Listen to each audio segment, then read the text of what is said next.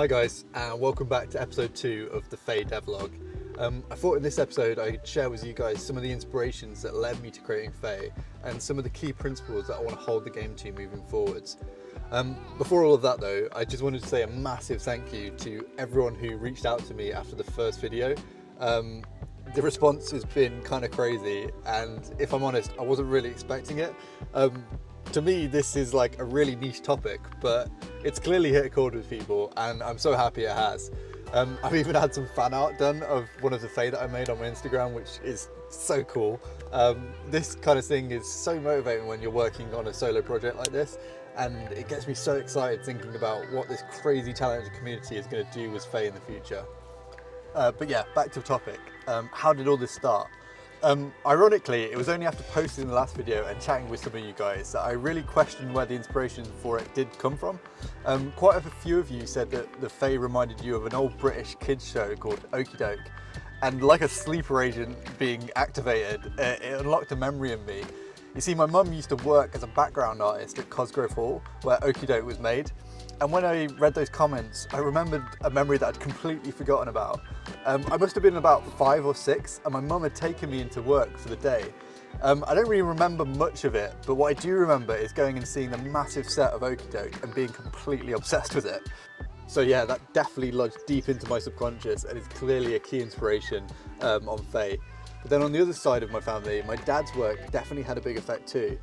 He was a design teacher, but in his spare time, he used to do drawings for a comic book that he one day wanted to release. These drawings would be images based on different walks we went on in woods and on the Pennine Way. The drawings were evocative enough on their own, but in some of them he'd add like weird fantasy creatures and like little magical elements. These were all things that we'd come up with while we were on the walks, and then my dad would kind of bring them to life in the drawings when we got home. So yeah, I think Faye is just a natural continuation of my weird parents' inspirations and growing up in a household kind of obsessed with nature and fantasy. But that doesn't really explain the game side of it, and that falls squarely at the feet of the Middle-earth strategy battle game, a game me and my brother grew up playing congruent with the release of the movies, and it was just kind of like our whole world when we were kids. Like most people in the hobby though, I drifted away from it during my 20s, and it was only in the last couple of years when I picked it back up and started playing at a club for the first time that my love for miniatures games got rekindled. The problem was though that in the previous 10 years I'd worked as a toy inventor working with companies like Lego and Hasbro to create new toy and game concepts. This meant that I now suffered from the debilitating disease CRD, also known as chronic redesign disorder. This means I literally can't engage with anything I love now without wanting to completely redesign it, tweak it, or tinker with it. So in between games, I'd constantly be evaluating what I liked and what I disliked about the system, and I'd obsessively check out other rule sets and imagine how I could blend in the bits that I liked from them. That said though, I never really wrote anything down. I guess I was just waiting for the right moment for inspiration to hit.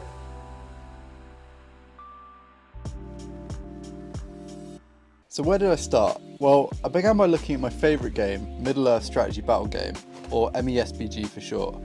I tried to work out what it was that made this game so appealing to me. Obviously as a Tolkien fan, the theme was a big part of it, but mechanically it's still by far my favourite miniatures game too. So after thinking about it for quite some time, I boiled it down to 3 main points. The first one was simplicity. I mean, it's a tired trope at this point, but easy to learn, hard to master is something that you rarely see done well in the miniature game community. Credit where credit's due though, as a lot of new indie skirmish rules have come out which simplify wargaming rules a lot. Second is turn sequences. MESBG is in this beautiful middle ground between alternating activations seen in most skirmish games and the I go, you go activation seen in most large-scale wargames. In MESBG, one turn is split up into movement, shooting and melee phases. One player gets to do all their movement, then the other player does theirs. You then move on to shooting where, again, one player does all of their shooting followed by the opponent. Then finally in the melee phase, units in base-based contact fight, and this is resolved combat by combat.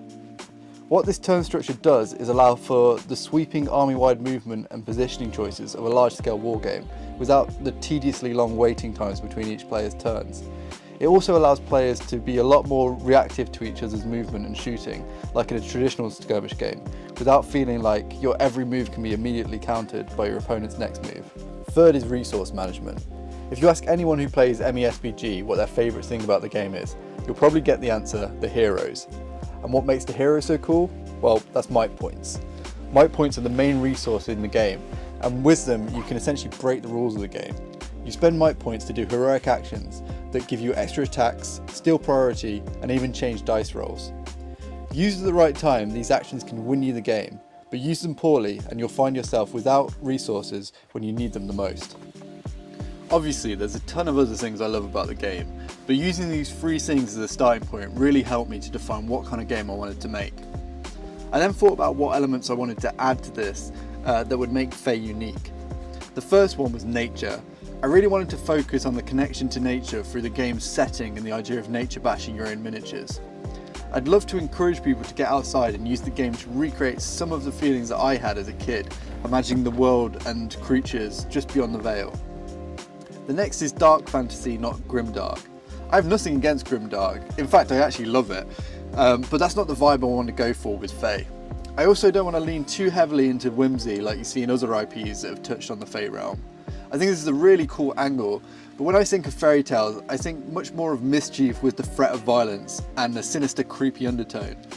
I want to capture some of those darker fairy stories of old, which were more warnings against messing with nature than cozy fairy tales to tell to kids before bedtime.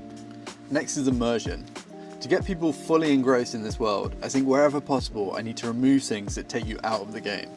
For me, that's things like looking up charts to see if you've hit your opponent, or having to track loads of stats with markers and tokens. I want a streamlined experience where you're not worrying about things that you need to remember, but being excited about what you want to do next. Speaking of things that you can do next though, I want magic to be at the core of the game's experience. In my eyes, you can't make a game about a magical realm without magic being at the heart of the game, both thematically and mechanically. The challenge is going to be how to add this in without spiking the game's complexity. And finally, inclusiveness. I want anyone to be able to play Fae. This will mean giving options for people of all skill levels, making the game modular enough so that you can add or take away rules to fit the user. This also goes for hobby complexity and accessibility too.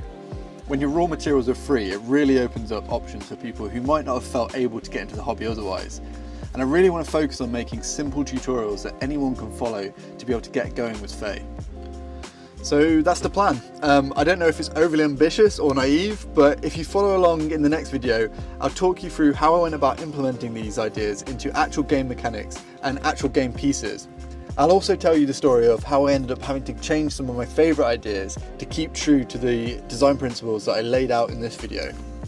Once again, thank you so much for all the support, and remember to get outside and get creating.